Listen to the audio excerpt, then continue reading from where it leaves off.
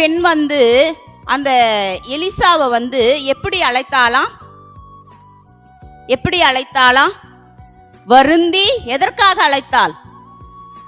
போஜனம் பண்ணுங்க அப்படின்னு சொல்லி ஒரு ஊழியக்காரரை அழைக்கிறாங்க. அதாவது இந்த பெண் வந்து முதலாவது பார்க்கும்போது மன நிறைவாய் உபசரிக்கிற பெண்ணா இருந்திருக்கிறா. ஹல்லேலூயா. அதே மாதிரி பார்த்தீங்கன்னா ஒரு ஊழியக்கார உபசரிக்கிற ஒரு பெண்ணா இருந்திருக்கிறா. ஊழியக்காரருக்கு கொடுக்க வேண்டிய மரியாதையையும் கனத்தையும் கொடுக்கிற ஒரு பெண்ணா இந்த சுனேமியால் இருந்திருக்கிறா. ஹல்லேலூயா. அவ எப்படி கேட்டாலாம்? வருந்தி கேட்டாலாம், தயவு செஞ்சு என்ன பண்ணுங்க, வந்து எங்க வீட்டில் சாப்பிடுங்க, நான் கொடுக்கறத சாப்பிடுங்க அப்படின்னு சொல்லி அழைத்திருக்கிறாள். ஹல்லேலூயா. முதலாவது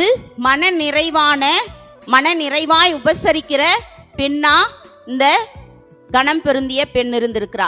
நாமும் கூட நம்முடைய வாழ்க்கையில மற்றவர்களை எப்படியா உபசரிக்கணும்?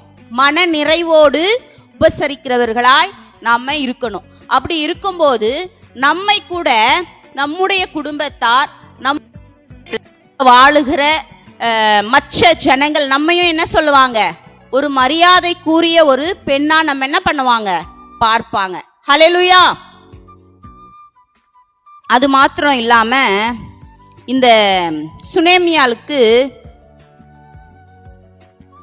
அந்த ஊழியக்காரனை வந்து தாங்கணும், அவங்களுக்கு வந்து ஒரு இடத்தை கொடுக்கணும், அவங்கள வந்து நம்ம உபசரிக்கணும் அப்படிங்கிற அந்த எண்ணமே வந்திருக்கு பாருங்க.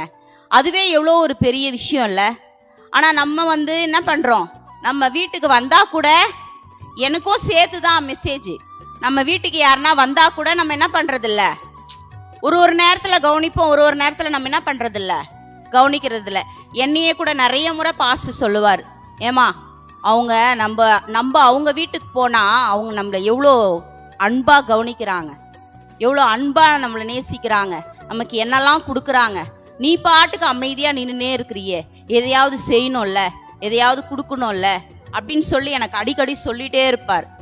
அப்போது இந்த பகுதியை வாசிக்கும் போது கர்த்தர் என்னோடு கூட பேசினார். அப்போது நம்ம எப்படி தான் இருக்கணும்? மற்றவர்களை உபசரிக்கிறவர்களாக, மற்றவர்களுக்கு உதவி செய்கிறவர்களாக, மற்றவர்களுடைய தேவையை அறிந்து அவர்களுக்கு உதவி செய்யணும். இந்த சுனேமியால் பார்த்தீங்கன்னா இந்த ஊழியக்கார அந்த ஊருக்கு வரும்போது அவருடைய தேவை என்ன, அவருக்கு என்ன தேவைப்படும், அந்த நேரத்தில் என்ன தேவைப்படும் அப்படின்னு சொல்லி அவ வந்து உபசரிக்கிறவர்களா இருக்கிறா.